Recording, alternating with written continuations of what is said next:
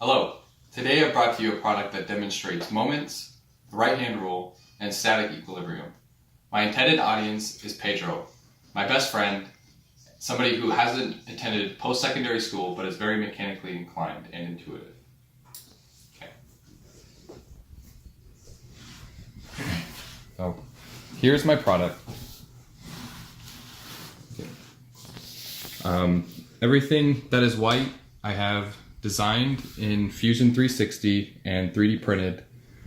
On the top I have the equation for moments about an origin or axis.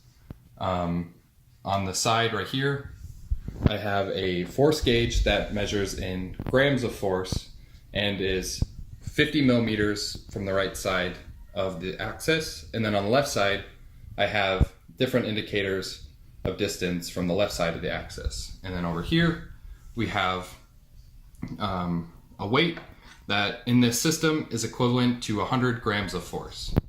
So to get into the concepts, we will first discuss moments. And as you see here, a moment is equal to a force times the distance that is perpendicular to the force, or vice versa. It could be the force perpendicular to the distance. And in this product, you can this demonstrates how the force is multiplied by the distance that is perpendicular. So here we have our force, our weight, and due to gravity, the force acts straight down. So right now we're not worried about the value. We just want to see the magnitude of the gauge if we put it at different distances away. So if we go 25 millimeters away, it's only about 50 grams of force. Put it at 50, it gets larger. It's about 100 grams of force.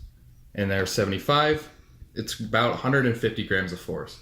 So just visually and physically putting the weights further away from this center axis, you can see how the moment is dependent on the distance of the force that is away from the axis.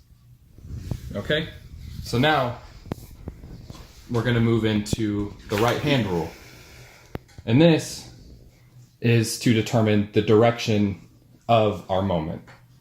And at the end, this is all going to tie into our static equilibrium equation. So for the right-hand rule, all this means is if we have this force and we know that it's acting straight down, that means we can go from our axis, put our fingers out like this along the beam, and then curl our fingers towards the direction that the force is acting. And then that's going to be out or positive. But if we push, or if say the force is going opposite direction and we curl our fingers, we'd have to curl our fingers up and our finger points away from us, that means it would be negative. And what's cool about this is that with this gauge here, we can see that this force here, we'll call these bottom values positive. And so based on the right-hand rule, it should be positive.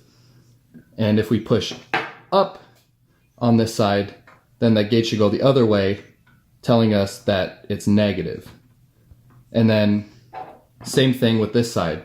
If we push down on this side, if we take our hand and we curl our fingers down, if we have our weight over here and we curl our fingers down, then our force should be negative. And we'll see if that's the case. We're not worried about the value, we just want to see if the value will become negative or on top here. And that's true. So I think it's a really cool representation and you can physically see. And then same if you push up, if you pull up, then our value is positive. And that would be right hand here and we curl up and then our thumb sticks out here.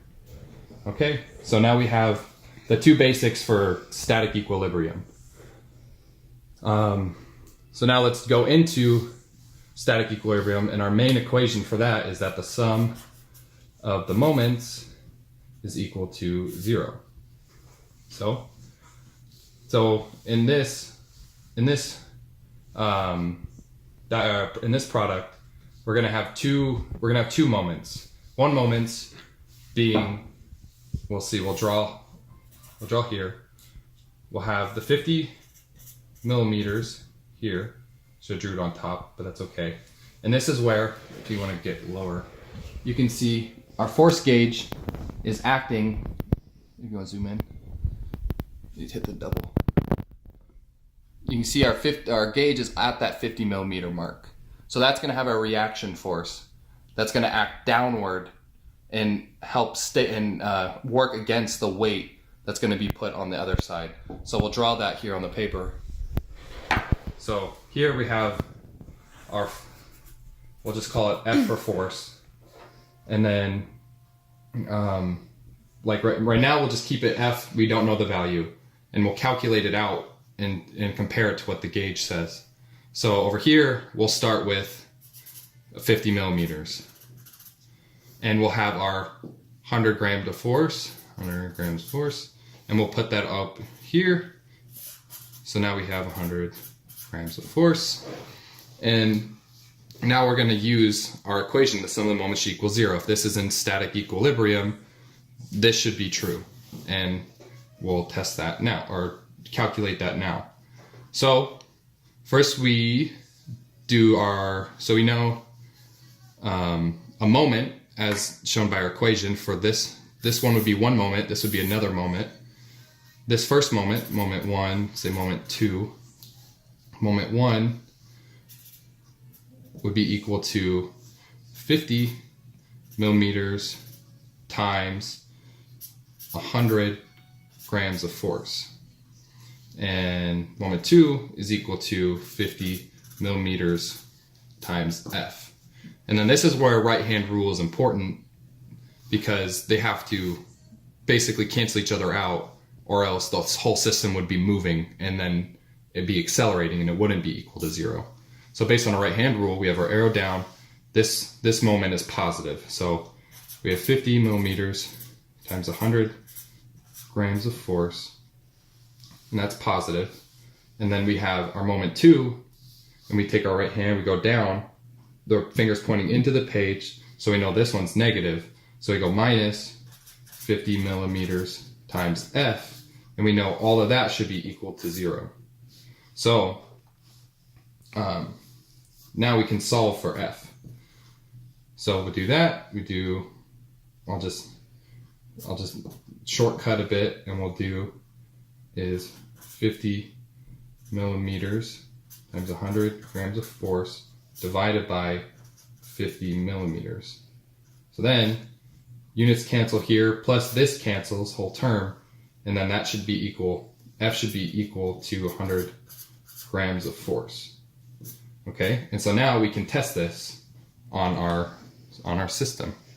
So here, we take our weight, we go 50 millimeters away, and what do you know? Got 100 grams of force.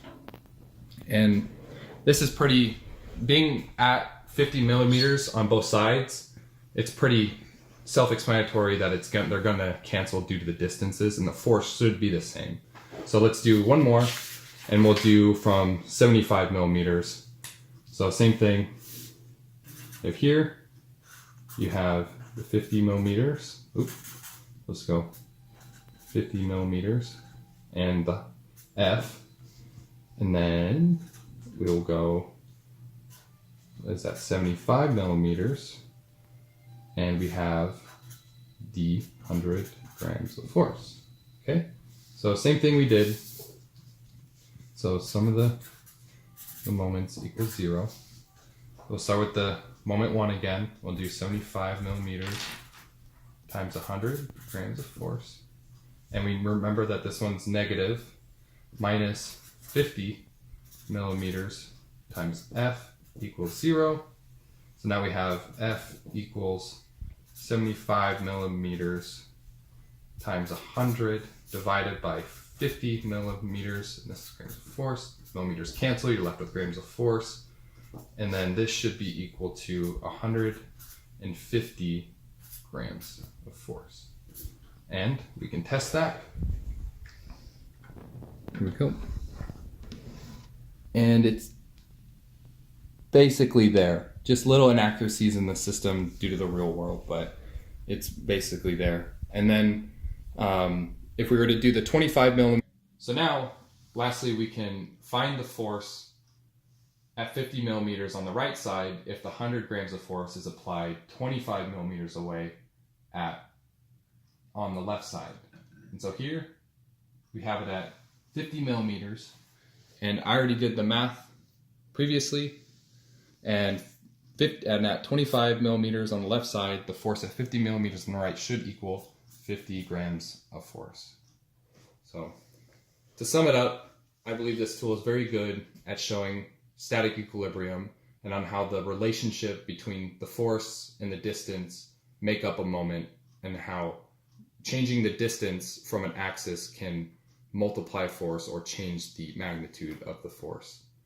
And my friend Pedro, I showed it to him, and he really liked it and was able to understand it very clearly. And he really liked it and thought, and he got excited about it and thought he could apply it to real situations where he's working on his car or other things like that.